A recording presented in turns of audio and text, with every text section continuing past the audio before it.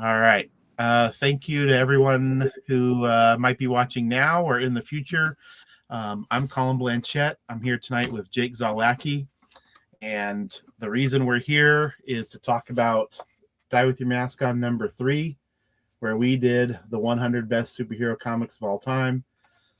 Jake and I and 9 others contributed lists, and that got synthesized into a master list. The link for the store is in the whatever you call the information about this video. It's down there. You can find it. Canonzine.bigcartel.com. Now that we have that tawdry stuff out of the way, Jake, what were your feelings when I reached out to you about doing this project? I didn't think I'd read enough superhero comics, honestly, to fill out 100. So I was reading some of the people, some of the contributors, and they were saying they were having a tough time picking between them all. And I was having the opposite. I was having a tough time making it. So I was reading a ton of series as quickly as I possibly could that I thought might fit in there somewhere. So that was my first thing, was panic. I was trying to figure out to read more superhero stories.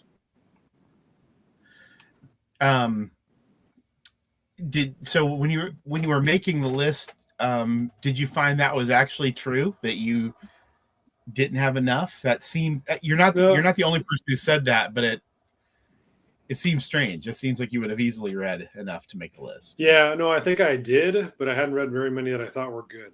You know what I mean? Sure. So I think, I don't know if I'd read 100 good series. I think I'd read probably 1,000 series, but most of them were pretty junky. I think that's kind of true for most genre fiction in general. Sure. Is only top 10% is worth anything. And I hadn't read enough of those classics because usually they're really long, 70, 80, 100 or more than that issues. Yeah. So I was trying to cram in some good stuff quickly. Yeah. Were there any big surprises for you when you were doing that reading? Or do you recall? Yeah, as I was working through new stuff. Let's see. I'm relatively new to the Max Immortal universe, so I was surprised how much I liked it. I've written about it in Can before. Only been a couple of years I've known about it. That was definitely something I would never have even known about a couple of years ago. Weapon X, I hadn't read Weapon X before. I thought that was a brilliant short story. Shields, the Steranko stuff. I hadn't read much Steranko recently either until then. I thought that was pretty good too. I was surprised by things that were left off the list, though, by other people. I think that was the main thing I was so surprised by. Yeah. Does anything come to mind? Garth Ennis. I can't believe he didn't make the list at all. I was shocked. I think he released in the 90s, I don't know. Yeah, I was afraid that he was going to make the list, but I was glad that he didn't. So, he gets so much hate. But I think he was one of those guys in like the, late 90s aughts that were pumping out some decent stuff among mostly Drek, right? Sure. Yeah. I mean, don't get me wrong. When he was writing Hellblazer, I was 16, and that was my favorite comic, Oh, yeah. It's the right age for that.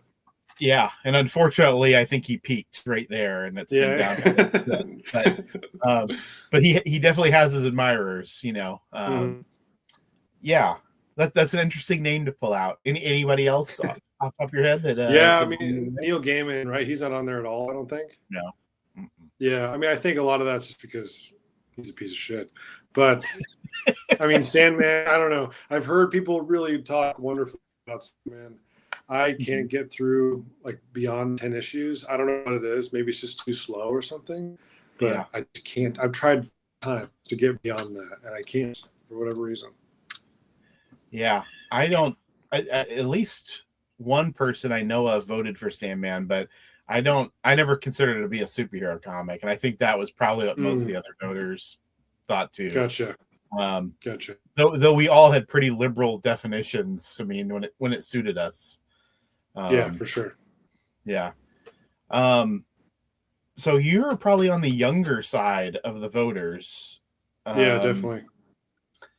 And so when you saw the final list, did it read as a middle-aged man list to you, or? Yeah, definitely. Yeah. Yeah. I thought it was. It was like an exercise in demographics almost, right? Mhm. I wonder if we picked people in their 60s and 70s, make a list, maybe it'd be all Kirby, right? And those guys.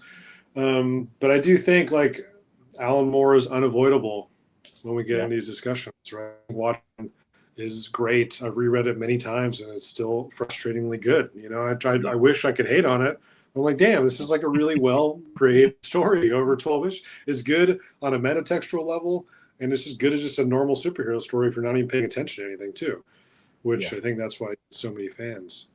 Um, yeah, it did feel like I think Frank Miller got a lot of credit. I think it's deserved. I think it's deserved. I don't know. I mean, Daredevil was revolutionary, but I wonder if it, as a story, holds up as much as other things. I mean, personally, I think a lot of superhero stories are more well written now than they were in the 80s and 90s, and I think that's a Really. hot take. Yeah, yeah, That yeah. is a hot take. That is not Yeah. something I would agree with, and at all.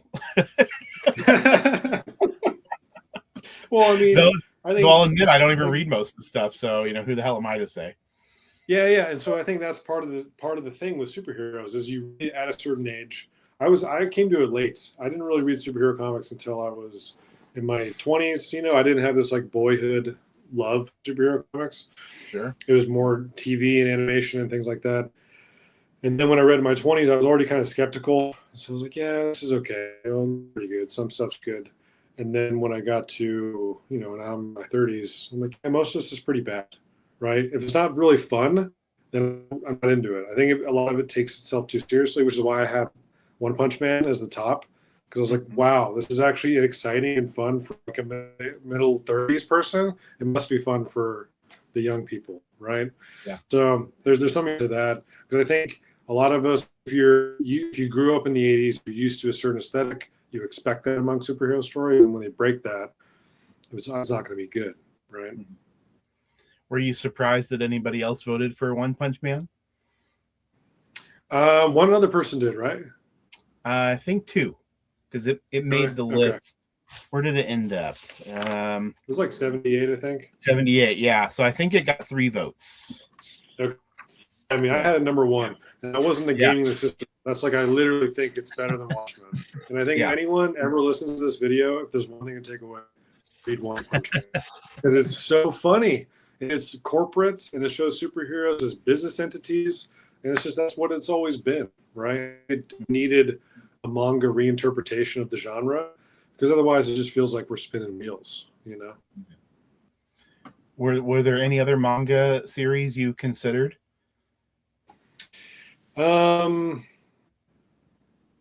Not this is adjacent, but Scott Pilgrim versus the World seemed like a superhero story, and especially because you have all the villains, you have all the stuff. The style's certainly manga, or Canadian. I forget where he's from.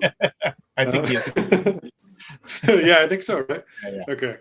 But you're right. It even came out. It even came out in little manga style books. Yeah. So I had that in my top 10. I thought that was really. I think that's just really clever and funny. I think so much of it is like we're so used to thinking of superheroes in Marvel and DC terms, right? And it's such a limited portrayal of what superheroes can be. So anything that breaks that apart is like really refreshing. Yeah, I was pleasantly surprised that the list broke down. I think it was 35 Marvel, 35 DC, and 30 other. Oh, that's great. Yeah, and I didn't know that until after the list was done, so it wasn't done on purpose. But I think it does show that even with the Marvel and DC dominance, the independent / other category really hung in there. Yeah, that's cool. Yeah. Well, yeah, let's get into it. What were you? Was there anything you were outraged about on the final list? Ooh, outraged. Let me see. I have it here for that reason. You're going to ask me something. Yeah, please. I'm really glad All-Star Superman was high up there. Mm-hmm. I think Chris Claremont is not a good writer, and I know like everyone disagrees with me on that. I just don't see it. Yeah. Are superheroes supposed to be soap operas? I mean, I guess if they are, then I guess they're good. but I'd never read any other superhero story that was like that, and people thought it was good. Yeah. You know, the one that was outraged the most was probably Animal Man. I hate that story. I do. Let's get into that. Why? I hate, as a metafiction writer myself, I hate soft metafiction.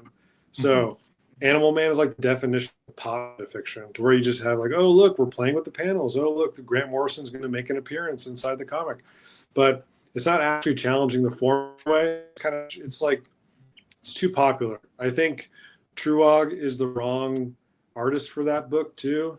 I think it comes across as too pedestrian. I don't think it's any fault of his own. I think it's just a DC book, and no one really knew what it was going with.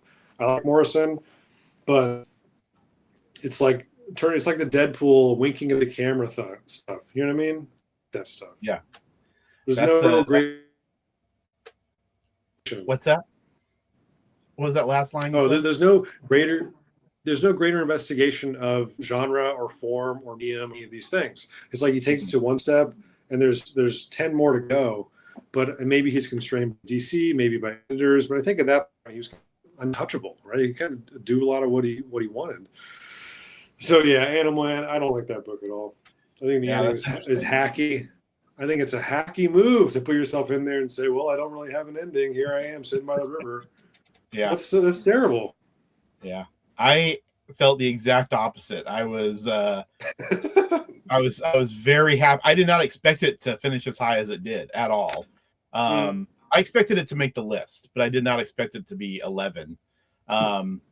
For me, that's by far Morrison's best work. Like interesting. And I was just talking to a guy yesterday. He thinks Doom Patrol is by far his best work. I feel like if you polled 10 people, they'd give you 10 different titles. Yeah, for sure. So I was really surprised it did as well as it did. Yeah, I think it's pretty great, but it's interesting to hear how vehement you feel about it. I think that's in a good way. I love to hear it. I think it's a really unusual opinion, but when I'm reading. When Calvino and the Oulipo French experimental writers of the 30s, 40s, like Raymond Queneau and Natalie Sarraute, and you have all those people that I'm reading, Morrison is like nothing compared to these people.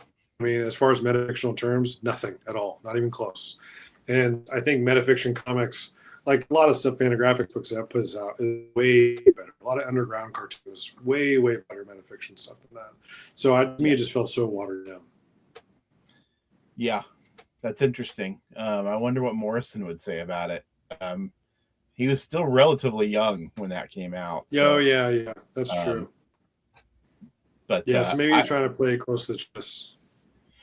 Maybe so. Yeah, I mean, I think he probably was under editorial constraint. And for me, that's a good thing, because later Morrison, when he did cut loose, he tended to have stuff that was unintelligible. People love that stuff too. So I mean, it's to each their own, but I do prefer, I think, when he had someone to answer to, I feel like Animal Man and Doom Patrol a little more readable because of that. Later on, he was just too popular, Well, that's an interesting one to hear. Yeah, the Chris Claremont one, I'm not too surprised by. I was stunned it was that high. I was really stunned. Yeah, me too. And nobody voted for it number one. So, I mean, it basically got that high based on just lots of people voting for it high, But I mean, like, I've gone back and read Days of Future Past. This is a terrible story. It doesn't make any sense. There's no stakes. And people point to this as his greatest work. Like, really? This is it? It doesn't make any sense. I think the movie did a lot more than that. But also, it's like I don't have these romantic visions of being on X-Men at the newsstand either. So, I think you don't have the nostalgia for it. I don't nostalgia for any of this stuff. Yeah, that's an interesting thing too. I think you might be the only person who. I mean, there's people like one of the other contributors, Gary Usher. He quit reading superhero comics in like 1987. So he completely abandoned them. And so he had to like reach into the recesses of his mind and be like, what did I like? And he voted for tons of undergrounds and alternative comics, So there were lots of different approaches. I mean, I've read superheroes since then, but I generally read old stuff now. If I read anything, it's probably been 25 years since I picked up a superhero comic off the rack, like a regular monthly series. It's been a really long time. So yeah, we all have this either nostalgia or weird sort of skeptical nostalgia. Which is what I wanted. And I've explained this in a couple of these other videos that I wanted voters who read other things. I didn't want people who were just superhero obsessed, because I think they're far too forgiving, and they're just so in it that they're if you really like Batman, you're willing to read a lot of shitty Batman comics, whereas like I like Batman, but I could go the rest of my life without reading a Batman comic and I'd be just fine. I'm happy to read one. If there's a good one, I'm happy to read it. If someone recommends something. But yeah, I wanted people who are reading undergrounds, alternative comics, manga, European stuff, it's weird. No, unless you count the Brits, no Europeans. I guess they don't make superhero comics, but not very often, right? Yeah. It's a huge, glaring global hole, though, right? Yeah. Comics wise. Yeah, I was talking to Frank quietly about this, and he was just talking about how it's such an American phenomenon of the superhero, right? And how, I've talked to a couple other British writers and artists, and they say, I mean, we do our thing, interpret and we reinterpret all that stuff, but it's uniquely American. You can't ever really have a Captain Britain that's like legit, always in relation to Captain America, whatever it is. Mm-hmm. Yeah, even when they're nostalgic for it, they're nostalgic for our superheroes, right? Not their stuff, What did you think of the final list when you first saw it? Yeah, I thought it was pretty good. I was surprised, I thought there were some people that some things I didn't consider superhero books myself that I'd read, and so I was like, oh dude, I should put that on. You know what I mean? Like League of Extraordinary Gentlemen. I don't quite consider that a superhero book. Hellboy. I was like, I mean, I didn't think Hellboy was either. I thought it was like a gothic horror. Otherwise, I would have put it on there too. But because it was so open, I think we, by the nature of this, you get to have a lot of different things to look at, which is good. I mean, I did think it skewed 80s for sure. Yeah, which is okay, but I think it's more representative of our demographic of who is doing it mostly. Yeah, almost 40% of the comics first appeared in the 80s. 20% in the 90s. So, that's 58% of the list was from those two. It's from people who were growing up then. Yeah, I was surprised though because there were a handful of the voters at the top end of the age group would have had 70s nostalgia, and the 70s didn't do particularly well. I don't think the 70s were very good. What's that? I don't think the 70s had very good books. I'm with you on that. It's just in general, I think they were like hampered by the comics code so much, and I don't know. 70s was a bad time everywhere. I don't know if superheroes were really bright and shiny. It was like Luke Cage. It's not a different type of superhero, right? That's exploitation stuff. Yeah, I think the excitement of the 80s kind of still carries, the day. A lot of those comics are just available to read still, and that's just not true of stuff from the 70s or even the 90s. Like all the Watchmen's and Dark Knights and Batman Year Ones, like they're just perpetually in print, and everyone sort of, you get into comics and you hear about those right away. But but then again, like something like Claremont's X-Men is sort of a mystery to me because I wonder how many people are actually reading that now. Can't be many. It's only got to be the completionists, right, that are reading Yeah. all of X-Men. But I don't know. I mean, maybe some are. I don't know of any. But some people really love it. I mean, what do you think about superheroes? Kind of like the popularity of superheroes mirroring the patrioticness of the decades, right? So I'm thinking of the '80s, definitely like rah rah America. And even though they're critiquing this stuff, there's still ideas are like, oh, they're very very nationalist, right? Captain America, obviously. But even in the 50s and 60s, you have in the early 60s, you have Marvel come out, which is like this kind of hippie stuff, but still patriotic, right? Man isn't quite as evil. 70s, like, trust in systems from Nixon is totally destroyed. 80s, you have Reagan, so things are looking, patriotic again. I don't know. Maybe there's like this flow to that, to ideology of patriotism and nationalism in these. Yeah, that's an interesting observation I've never heard. Yeah, I think I tend to lean more on economics would be the model I would look at for what it's mirroring, Yeah. In terms of distribution, in terms of disposable income, but of course that's related to the political mood too, right? If people are flush in the 80s. I don't know. It's weird. It is such a uniquely American genre.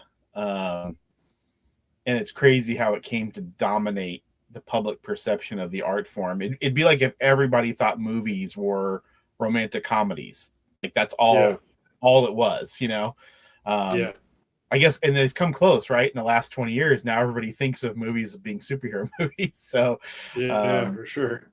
Yeah, it's a weirdly they're like locusts, they just sort of take things over and hollow them out. Yeah. It drives me nuts though when these people I'm talking about are forum users who are in collectors forums, like CG forum, places like that, right? And all they talk about is how comics are dying. All they talk about, like over and over and over again, how comics are dying. And I said, no, comics are superheroes. So if you think that, then yes, that's true. And it should be true because how long does the genre need to be around to be the most dominant thing? But if you look at manga, if you look at actually young adult stuff like Captain Underpants, sells bestseller lists all the time, right? Dogman outsells Superman by far, like not even close. And so we had this weird phenomenon to where these books that were made for kids in the beginning now is only read by 70, 80-year-old adult men. And then the books that are read by kids now are actually way more successful or equal to Superman when they came out. And now people just shit on them all the time too, which it makes no sense, right? Comics aren't dying. It's just the format that you're used to when you're a kid change, as all things do. Yeah, it's very true. And what they don't get is that the genre that they are obsessed with is a big reason why the industry, not the art form, but why the industry is suffering so badly. Oh yeah, sure. The lack of diversity of product and it being marketed to the same small group over and over and over again. If these comic shops, were selling walls of manga and walls of Raina Telgemeier and Dav Pilkey stuff, you would think, oh, these comic stores are booming, and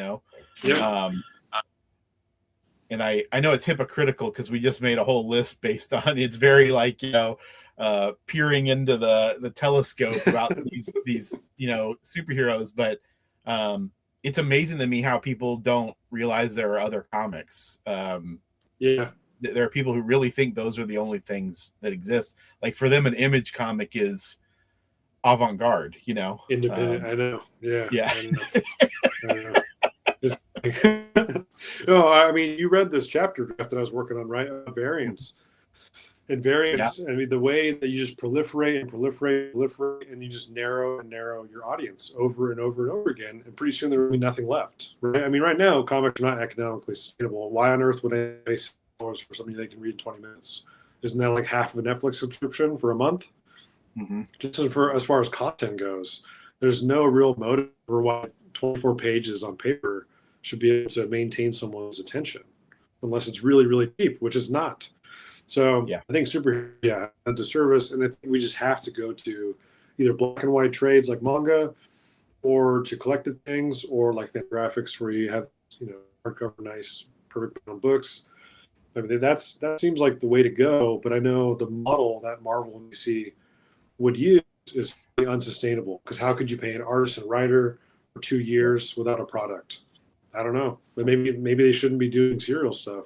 I mean, my essay that I have in here was the fifth attempt at writing an essay for this exercise, because I keep wanting to talk about seriality and how I just think seriality is like a broken form of storytelling, because you have to keep opening up the ending, so you can never really end anything.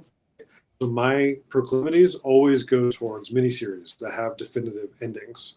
So that's why Claremont drives me nuts, right? Because it just goes on forever. Because it's like General Hospital. It's General Hospital. You can go on for 30 years, and it's the same thing, and that's fine. There's a little variation, there's a little bit of change, but ultimately it all comes back. Otherwise, why would you keep watching it? You want to be able to familiar with these things. And I think like seriality was popular in Victorian times, right? Dostoevsky, all these great writers, Tolstoy, that was two Dickens. But if you go read those books, they're hard to read in the same way it's hard to read X-Men 1 to 100 or whatever it is, because they're not made to tell a uniform story. It's made to be episodic. Yeah, I mean, and that I'm the same way. I was an early adapter of graphic novels and collections because it's such a much more satisfying reading experience. But of course, those writers weren't writing that way. I mean, Claremont never thought his work was going to be collected into books. His whole job was to keep the pot boiling, keep as many pots boiling as possible, so that people kept coming back month after month, even when the artists change and everything's kind of moving around. He keeps all those soap opera plots. And I would say that there's a skill to that writing that writers now don't have. They can't maintain subplots. They don't. Yeah. They don't feel the need to, because they're writing for a trade.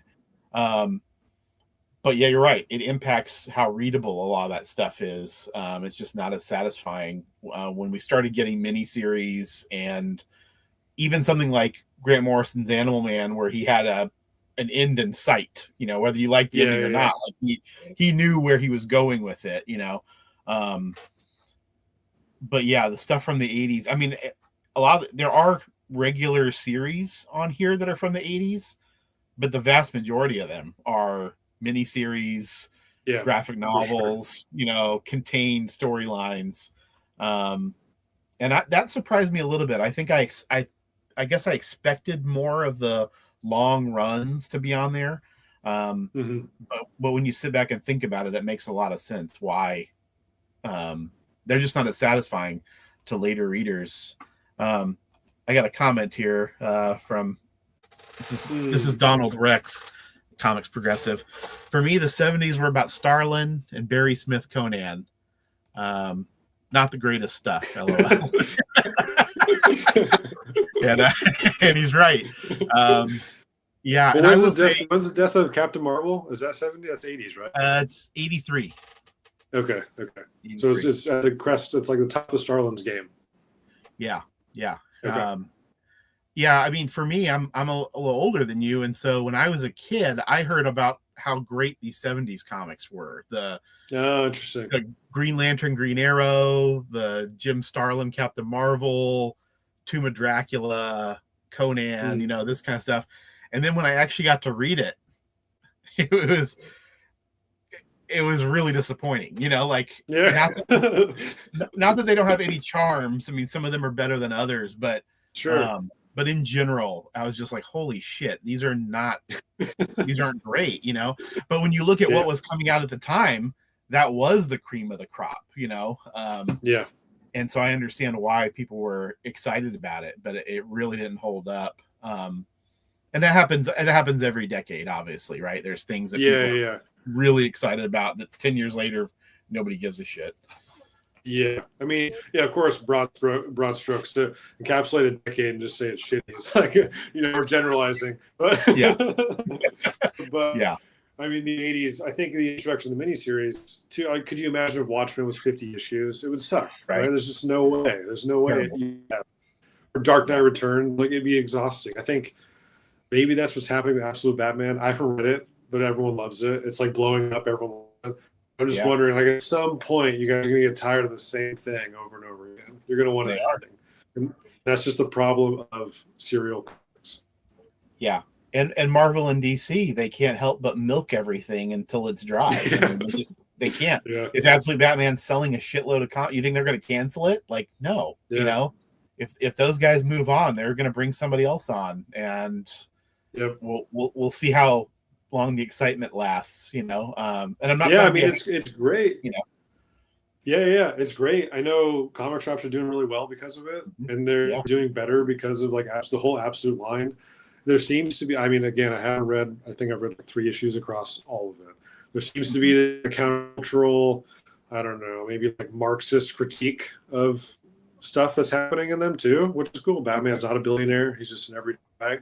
It's like, yeah, cool. I don't know how much Marx and Engels, Scott Snyder's read, but maybe it's enough to get him through this. Yeah. We'll see. Were you surprised? I know we've talked about the demographics a little bit, but were you surprised there were so few? I don't think there were any comics from the 2020s on here. Oh, yeah. I mean, I think it's just because most of the people aren't reading recent comics. Yeah. Do you think that's fair? Yes. But it also says that the people who might have read recent ones didn't put them very high. Yeah. I mean, like you had, I was just looking over your list before we jumped on here, and you had like Cosmic Ghost Rider Destroys Marvel History. You had the Alex Ross Fantastic Four Full Circle. So some newer stuff, but they were nowhere near your top 10, you know? Yeah. I don't know what the newest thing in your list is. I think like Silver Surfer Black was pretty high. Oh, you're right. Up there. Yeah. Number 13, That's probably the most recent thing that I really liked in my top 50 at least. But yeah, I think Silver Surfer Black was great. I don't know more. He's a great artist. He's a great artist. I read it. You had the House of X, Powers of X stuff. Yeah. I thought that was pretty good.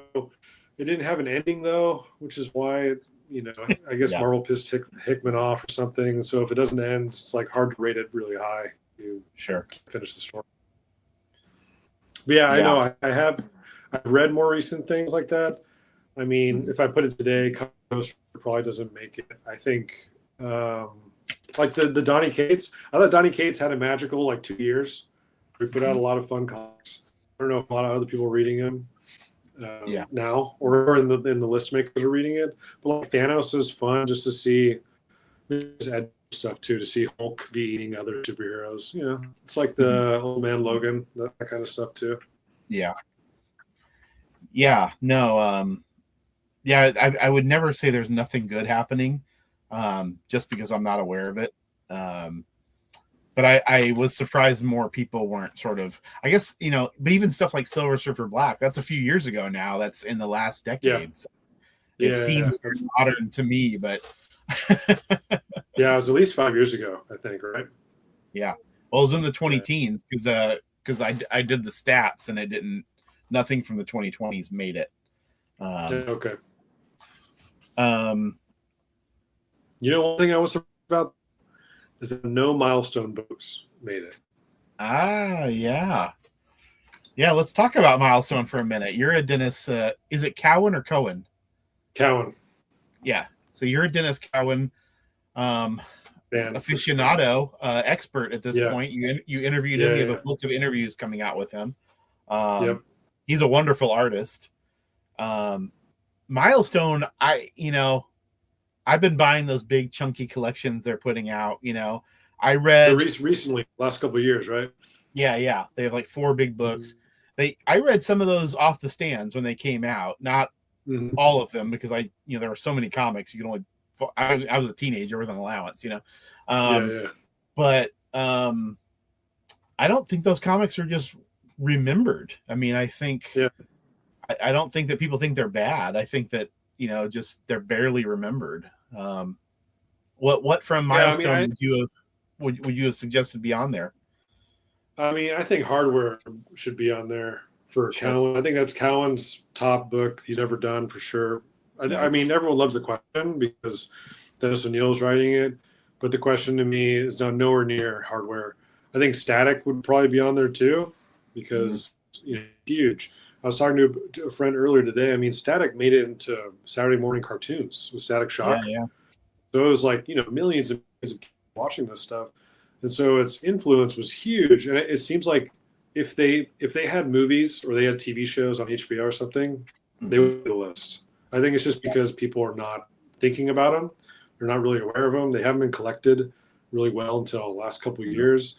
Yeah. So to get these copies, they're expensive too. If you want to get Static back issues, they can be up to like $50 a piece because there's just not that many of them.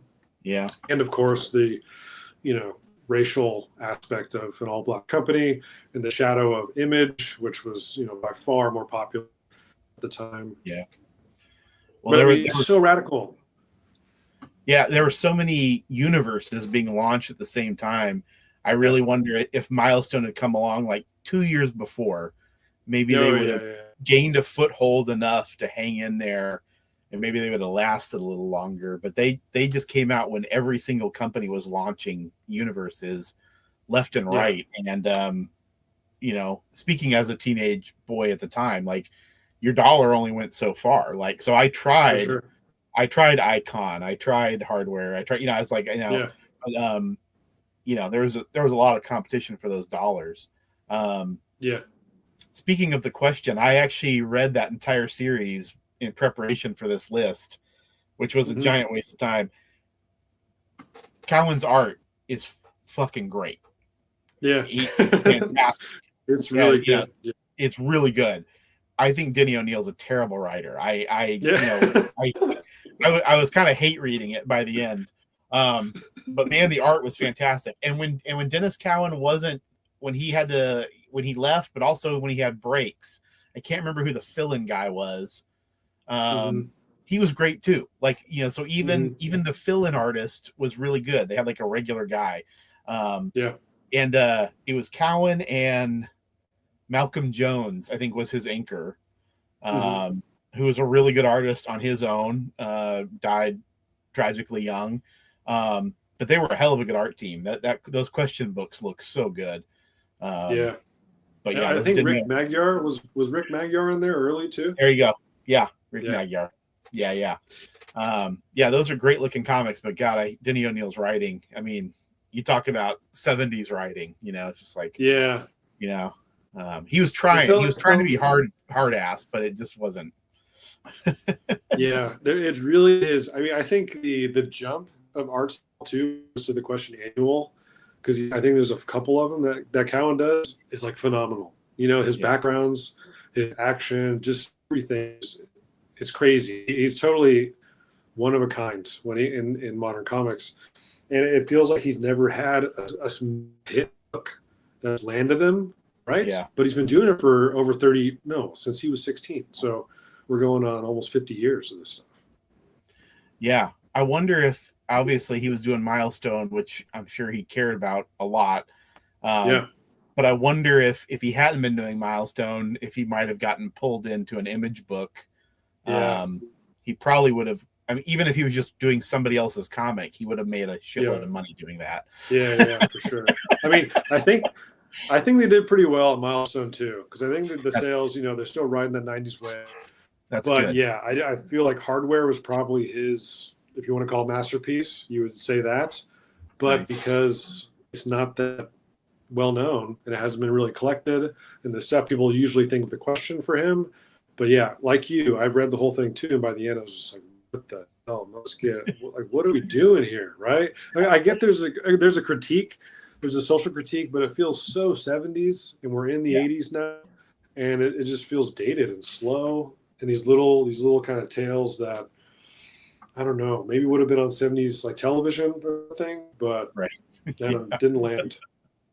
No, it didn't. And didn't. Yeah, he was kind of a man out of time, I think, Denny O'Neill was. I'm actually But yeah, stunned I that guess series. he was the Green Lantern stuff was good, right? Did he? I Yeah. don't think so. I think that stuff's Oh, unreadable. okay. Once again, Neil Adams' art on that's really nice, but the Yeah. stories are sort of embarrassing. Um, Hmm. I was stunned that didn't make the list. I thought for Oh, sure it yeah. would, but I think it got one or Well, he two gets a lot of votes. credit for kind of looking at race and looking at Sure. like social class and all this stuff. But when it comes down to just stories, yeah, a Yeah. little heavy-handed. And well, yeah, and his politics are very just sort of, their heart's in the right place, very kind of, wishy-washy liberal politics. But I Hmm. mean, like the underground guys were doing, really kind of daring stuff at the same time. So it's like, yeah, for 8-year-olds buying it off a spinner rack, it was probably pretty revolutionary. But Yeah, uh, that's true. Yeah, you compare it to yeah. I mean, what these crazy counterculture guys are doing. yeah. Was he active in the late '80s? Um, I Or think just as just an really the editor? question, just really is the question, and he was a Batman editor for a pretty good stretch. Okay. Yeah, I think that's primarily what he did. He left Marvel, and because he was Frank Miller's editor on Daredevil, and then he left Marvel and went to DC, and they handed him the Batman books like the day he walked in the door. And Mm. I think he did that for maybe until he was done with comics. I don't know. I've heard someone say that they loved the Denny O'Neil Batman stuff. Yeah, it's better, and that did make the final list. He Those are sounds little. skeptical. Well, no, I mean the Denny O'Neil, Neil Adams stuff made our list. Hmm. I was surprised they were as high. It was like 25, 27. And I Mm. think that's primarily on the strength of Neil Adams' art. But those stories are fun and they're just adventure stories, I mean, Hmm. Batman fighting Ra's al Ghul, and he's fighting ninjas, and he's got his hairy chest, and he's I mean, Yeah. it's just like they're kind of manly adventure comics. Yeah. Yeah. Yeah. I like those a lot more than the Green Lantern, Green Arrow stuff, which Hmm. really feel like after school special kind of. Oh, okay. We're Yeah, that's a laying it good way to on describe pretty thick. it. Yeah. Yeah, And same kind that of sounds right. for the question. I think he was trying to be like, oh, Alan Moore and Frank Miller get dark, so I'm gonna do a dark comic. But Yeah. he didn't. I just don't think he had that sensibility. Um, Yeah, it can only get you so far. It's got to kind of be your thing to be good at it. yeah, it's too bad because the art was perfectly set up for that book. That could have been a really great pre-Vertigo mature readers Yeah. comic. Kind of a blown opportunity. Yeah. Yeah. Yeah. For sure. Yeah, yeah, yeah. So Milestone. Um, Hmm. I mean, you're doing this book with Cowan that's coming out soon. Yep. Those collections have been happening. I'm surprised they've kept collecting them. I think it's great. Um, do you think these comics will be rediscovered? Um, I don't know. I don't know. I have mixed feelings. I think the original ones are really good. And if you look at like Noelle Giddings' coloring that she was doing at the time too, is amazing. So people Yeah, look at just the Milestone covers, they look unlike Marvel DC, they look unlike yeah, Image, which is very, different printing process that they invent. It just looks different, special. And so when they did the Milestone relaunch, I think it was like the 25th anniversary or something, or 30th maybe, the recent one, they relaunched Hardware versus Icon, and Cowan did the art on that. And they had a couple other series. I think they relaunched Static a couple times. They have Icon too. I just wonder if it's like nostalgia, if it's a nostalgia play, if they're trying to pull off what it was in the past, or if we need books. I'm not sure. I hope it is rediscovered. I think it just needs like kind of scholarly attention and popular attention. And I know the reception. So there's a scholar, I think Jeffrey Brown, Milestone and its fans. He talks about just the demographic of who's reading those books, and he would go to comic shops and interview buyers, right? 8-year-old, 10-year-olds, 15-year-olds, whatever. And then one of them he interviews, and he's, oh yeah, I'm a milestone. It's a black thing. And he's just saying it very simply, right? He's like a 12-year-old kid buying comics. And then, so, I asked Cal about this. He said, yeah, it was a black thing, but it wasn't exclusively for black people. It was for everyone. Yeah. And I think if we go back and read it, it's like, yeah, this is a black thing, and it's for everyone, and that's amazing, right? And how rare of an opportunity do you see that in mainstream comics, where you have like 15 superheroes of color that are all showing their skin all the time? I mean, I have this again. You've read the draft on Spawn. Spawn is a black man, covered head to toe, and scarred and burned and disfigured, right? You would never know that he's black. When he tries to become himself, he's white multiple times. Like, he can't break the whole idea of superheroes as white. And so Milestone is like, still feels really radical. I think if we put it out today, people would call it woke. They'd call it pandering. They'd call it all this stuff that you would expect. And I mean, it's like Dwayne McDuffie. There are characters that are non-binary. There are trans characters. There are Asian American characters, mainstream superheroes. Like, this is before Shang-Chi is in the 70s, right? But that's kind of a small little thing. I mean, we're talking like a main mega superhero line that has all these characters. The Blood Kit has all kinds of people in it too. It's kind of inconceivable, right? If the Absolute Universe had this kind of cast of characters, I think a lot of people would be shitting on it. But they did it in the 90s, right? it'd be a whole culture war thing. But in the 90s, they did it, and no one really even blinked an eye. They just kept doing it and just kept making it. And Colin was saying too, he's like, yeah, I realized we were doing these comics, and I was like, wait, we're really going to do this? Like, this seems insane. We're really going to do characters like this? He's like, yeah, we are. I was like, okay, cool. So they had just all kinds of people doing all kinds of stuff. And I think that's a good example of the 90s. I mean, I'm steeped in the Image stuff, and it's just so bad, so much of it. It's so poorly written. A lot of the art doesn't hold up at all. And to see the opposite of that, or actually the 90s gave another company or two or three a lot of freedom to do whatever the hell they wanted, because they had the money rolling in, which is really cool. Were you surprised the Image comics did so poorly? Only Savage Dragon, Yeah, Savage Dragon. I would have on there. I haven't read the whole thing yet, so I was like, I need to read the whole thing, because I don't know if it falls off. But it sounds like, I think you wrote the review, right?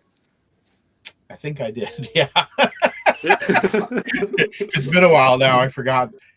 I took pretty much the assignments that nobody volunteered for. Gotcha. The only one I claimed for myself was Superman, Whatever Happened to the Man of Tomorrow. That's a good one. Because that was my number one, so I took it. Okay.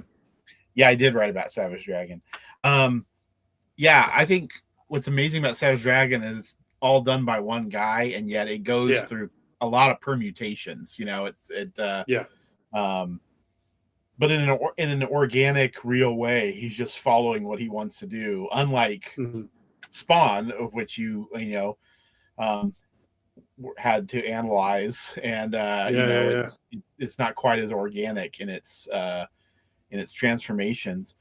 For anyone out there watching this at any time, Jake has a book about Spawn coming out from Rutgers University Press. When's that coming out? Later this year? Next year? Probably next year. Yeah. We're hoping it'll go through everything, but I think it's like a 95% chance that it goes through. Okay. Your analysis of race in Spawn was pretty mind blowing. I had only read Spawn for the first dozen issues or so, and I've never read anything since. I guess I read like the Angela miniseries. I mean, I read a couple of things, spinoffs, the Alan Moore, the Violator miniseries. But so my association with the character is from 1993. It was a long time ago. So your analysis of the race and of his hidden color, and how whenever he was reconstituted, he would be a blonde white man. It was really mind blowing, and I don't know that I would give Todd enough credit to think that he was really getting at something. I have to think it was subconscious. Not to say I don't think he's stupid or anything. I just don't know that he thinks that way. No, I don't think. Yeah, I don't think it's a conscious decision. I think most art isn't conscious. I think you don't Yeah. really know the best stuff you're doing. You don't really know, and I don't know if it's for audience or whatever it is, but I think it's just a thing that happens, which is weird. Yeah.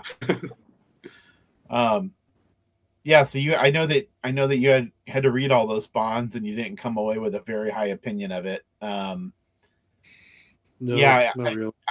I would have loved for someone to have voted for it, not because I think it's good. I didn't want it on the list, but I kind of wanted somebody with that kind of sensibility, though, to lob a grenade into the group with. And I actually, there's a guy that I know that I invited to participate, and he didn't. Maybe he'll show up here in the chat or something. But I thought, because I've already made this joke, that I thought he would vote for Spawn. And I just thought, oh, someone a little younger who may more fondly remember this stuff. But I think it's Savage Dragon, and I think it's 1963, the Alan Moore series. Mm-hmm. I think those might be the only Image titles that make the final list. Yeah. I think that's right. Yeah, it sounds right? And isn't that kind of crazy for a company that published a ton of superhero comics? Yeah, I mean, like hundreds of millions of them. Yeah. Yeah. It's crazy, for sure. I mean, one that I think is the best Image comic is The Max by Sam Keith. I was surprised the Max didn't make it. I've never read it. Oh, really? Yeah, it's really dark. I have a good friend who just loves The Max and loves Keith. He was a young kid when this was going on. I think he was like 8 or something. He was sending off letters to Sam Keith, and Sam Keith replied to every single one of them. And then when the delays were happening, the kid's like, "Well, yeah, because you're replying to all the kids that are mailing you letters, Yeah. But his comics.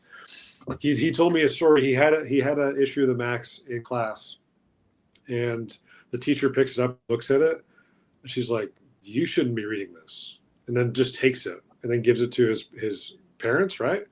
Because it's all about like sexual abuse. It's about losing your mind, losing a grip of reality. It's about homelessness, about this really, really dark, horrible stuff. And when you're 18, you don't get it. When you're 12, 15, whatever. But you read it as an adult, you're like, wow, this is, I don't know. He was a genius to dress this up in a purple suit and sell it and make millions of dollars that he'll never have to work again. But this is not a superhero story at all. I mean, this is about the villain character who sexually abuses his own daughter and then leads her into like psychosis. I mean, this is like really crazy stuff, right? Yeah. I mean, the Joker like pales in comparison to this kind of stuff because this is real. So, yeah, The Max is like a traumatic book, traumatic read, and I recommend it to anyone who wants to take that journey. But it's pretty dark. Yeah, I should read it. I picked up all the trades over the years, just sort of one at a time. So at some point I'll dive in. Are you surprised, considering how many people read it when they were young and have affection for it, and there was the cartoon and everything? Are you surprised that it's not in print? That Well, it's reprinted by IDW, the whole thing, by serially, and then it's been collected in artist editions and all this stuff. But I think the main place you see the love of The Max is in original art pages, because Sam Keith stuff is insanely expensive. Yeah. On Albert Moyes' rep, he has a Max Batman crossover. I think the minimum is like 2,000. Yeah. And then when you get into actual original Max pages, I mean, you're talking like 10,000 minimum for any of this stuff. Yeah. So his art is beloved for sure. Yeah. And because he's kind of a recluse, he doesn't talk to many people anymore. He doesn't make comics very often. But I mean, all of his stuff he does, like the Hollows, Eleanor and the Egret, is amazing. Very singular. So glad that he came in. But yeah, I remember Darker Image #1? Yeah. So I had X on it, Death Blow. What a name. And then I had that other Wolverine ripoff. Blood Wolf. Yeah. Blood Wolf, right? That was pretty good. Blood Wolf, Death Blow, and The Max, right? So all things look like it's going to be pretty terrible. But it's like a masterpiece. It's amazing. Yeah. That's great. I saw that you also voted for his Wolverine story that was in Marvel Comics Presents. Yeah. Yeah, I like that a lot really too. Great. Yeah, Yeah, he did, right? He had the Nightmare one, and then he had the one where Wolverine fights Venom. that's right. And I think the Nightmare one is just do nightmare stuff, right? Artistically, Yeah, the yeah, Wolverine, his Wolverine is just so cool. I don't know what it is. I would take his Wolverine for anyone else's. Like Mhm. BWS does a great Wolverine, and it looks all very mechanical and Yeah, yeah, I don't know, muscular and all that. But there's something about his like mannerism of his bodies and they're all curled and bound over, and they seem so muscle bound, and just the way that they have to like protect their innards, right? It seems yeah. very animal. That yeah, I just love. I think his stuff is great. Yeah, he was so much more of a cartoonist, Yeah, he wasn't going for that sort of imagey style. It yes. was because it was over the top, but it wasn't. Mhm. He wasn't a McFarlane or a Liefeld or a Lee clone. Really had a Yeah, but singular. I think yeah, but I think a biggest aesthetic point I love about it so much is where you have McFarlane, you have all these like big diagonals right, spread across the page, and everything's pointing all over the place and just action. Keith, all of his figures are very like closed off. It's like trying to protect themselves. They're very vulnerable, which you never get the sense of anything Liefeld's ever done is vulnerable, right? They're like invincible. Yeah, Everything's like completely invincible. The world is made of rubber. There's nothing that can do anything. But in the Max, the world just seems so dangerous all the time. Everything's dangerous. Wolverine, everything's dangerous. You're hunched. You have to be crouched and protecting yourself. And yeah, it's a total. It has hatching of image, but the excessiveness, that style, is like completely inverse to any of these main guys. after doing this list and immersing yourself, reading a whole bunch of stuff, have you continued to read superhero comics, or did you sort of go? I had my fill. I did. I for a while I had my fill, and then I had Cobra by Michel Fife, and Mm-hmm. it's so good. If I'd read it before, I would have put it probably in my top 10. I think Nice. that art is incredible. So it would have been higher up the list if it was another 6 months. But I was just talking to my comic book shop owner week, and I was saying once you read something like Cobra, your bar for superhero stuff is so high that most will not even be close, right? Yeah. And so I think after you read this list, and if there are things on this list you hate or things that you disagree with, or whatever, you're like, yeah, I'm already at the top of this genre. I don't know how much getting the chance of getting a weekly book and it being as good as any of these books is very, very slim. Yeah. Maybe that's cynical, and that's just like the sign of getting to at that point in age. Like I don't have time for this.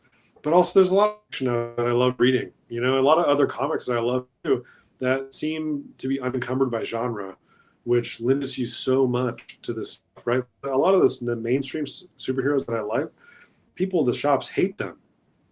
Because they want to like, oh, that's not my Spider-Man. That's not my Yeah. Batman. Like your Batman doesn't exist. It's all in your head from when you were 8 years old. You know. So it's so weird when I hear these artists and writers get so much shit online from fans. They just get heckled and harassed off books they just leave history altogether. Like what a horrible industry that this is. Yeah. That no matter what you do, people are going to hate your stuff. Whereas a novel or a graphic novel, it's like, yeah, you can have reviews, but I think it's the serial nature where you have to have these fans so invested all the time. It means more than it would in most other forms of art or creativity.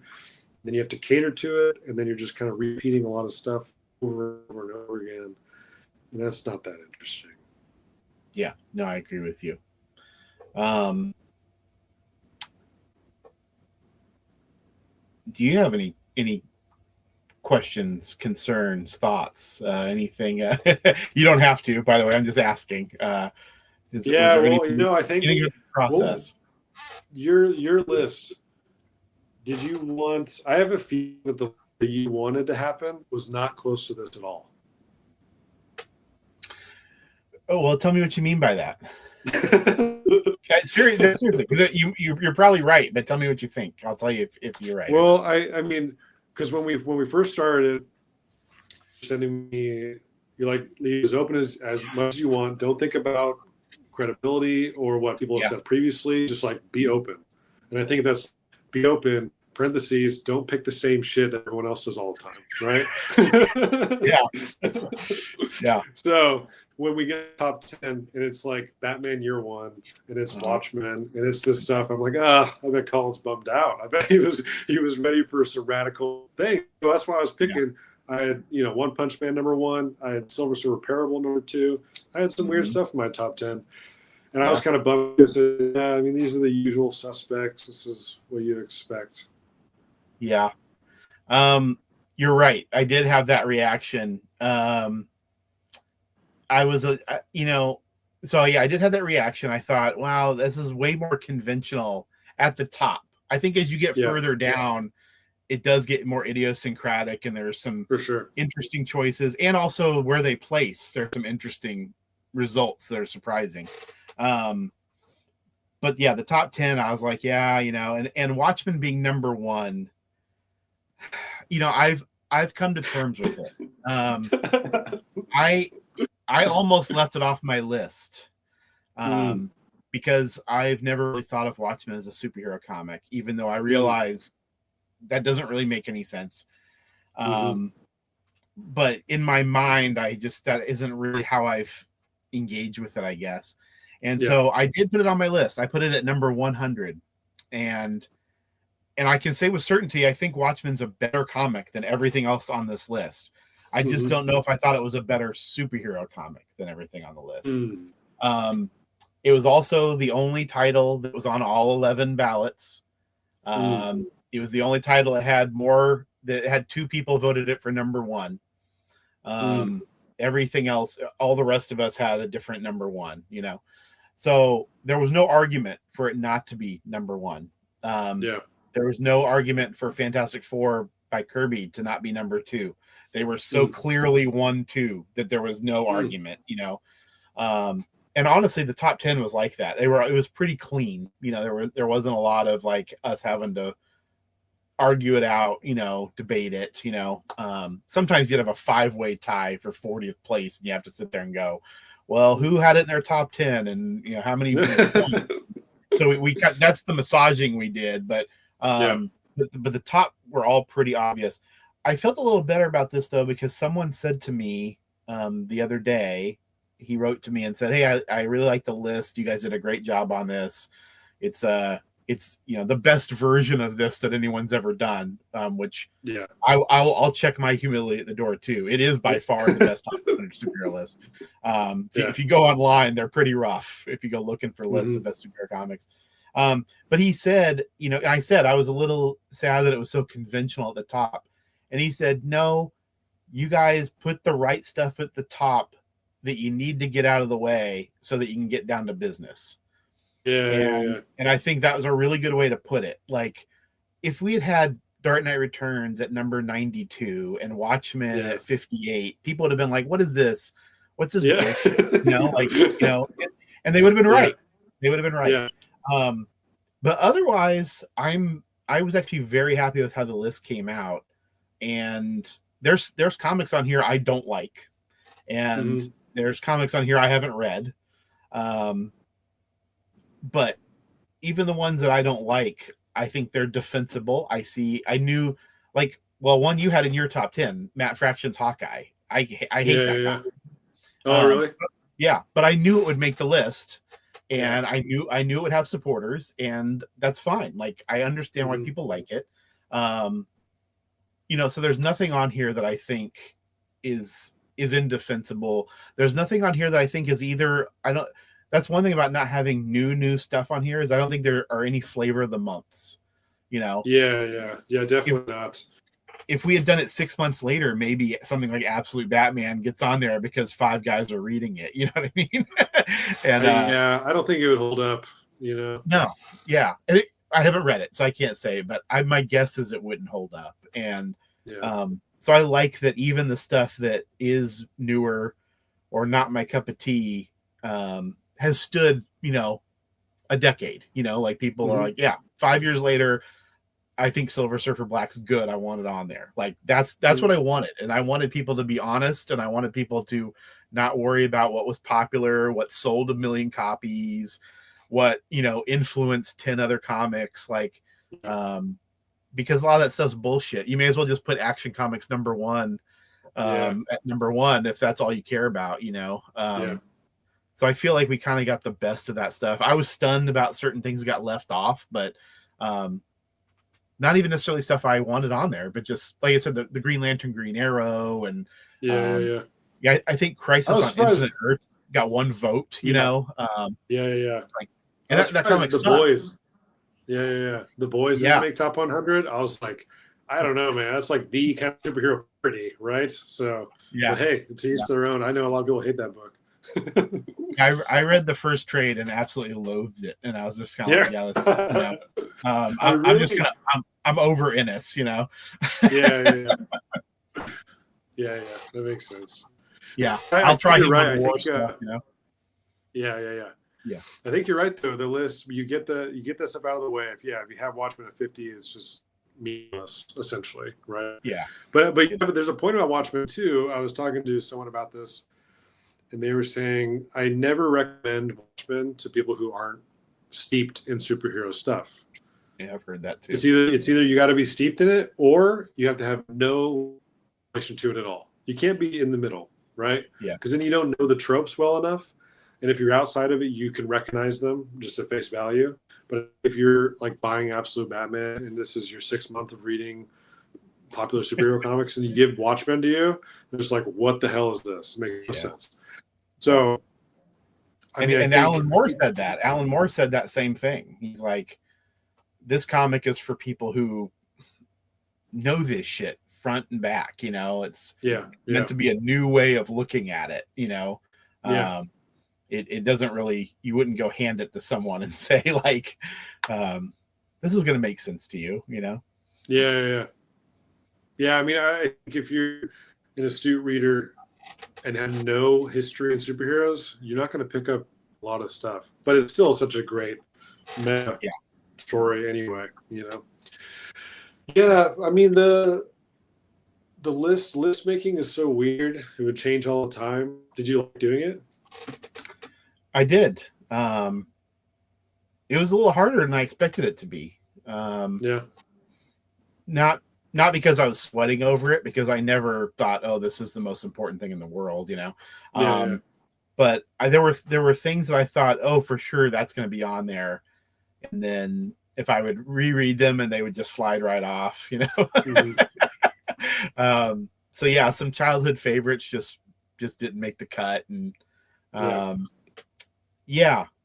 don't know. I didn't honestly. I sweated over the end of the list more than the top. The top was really easy. And I was more worried about missing something, so it was useful to see what people were choosing and picking, and see the lists in progress kind of, just for comprehension's sake. But I don't think I left off anything I regret, and it'd be a different list today. If I made a list today, it'd be, very different. Yeah, for sure. No, and mine too. It changed all every day. Easily. Yeah, for sure. It was and even I set up the thing trying to mimic the old Comics Journal list from '99, like the process. These different ballots, and then the editors get together and we sort of look at it. We did not do as much massaging as the Comics Journal editors did. Ours was pretty much based on how many ballots it was on and how many points. If it was #1, it got 100 points. If it was 100, it got 1 point. That was pretty much. I mean, that really solved almost all of it. Like I said, we just had to maybe decide what tiebreakers were or something. But it was a fun process, though. I really enjoyed it. After that, having to do the writings, get everybody else to do their writings, and then poor Alex, my friend Alex, who did all the design and stuff. I mean, he really busted his ass on it. It looks great. Thank you. Yeah, he'll love to hear that. He tried really hard to find good images, and very happy with how it turned out. And like I said, checking humility at the door. I think if somebody was to check this issue out, they would. That's a good list of good, very good to excellent comics. Yeah.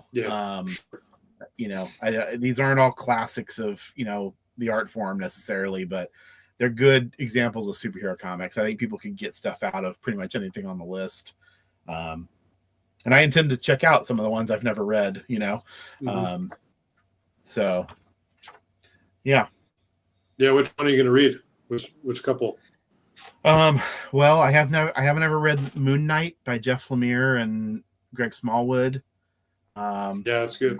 I haven't read Silver Surfer Black, so I picked that up. What else is there that I haven't read? I've read pretty much all the top stuff, or at least representations of them. Mm-hmm. I'm probably going to revisit Prophet. I read that as it was coming out, but that was a long time ago now. Prophet's killer. Yeah. The Thor God of Thunder by Jason Aaron. Yeah. I've never read that. So yeah, I'll give some of these things a try. One Punch Man. I picked up volume 1 of One Punch Man. Oh, you did?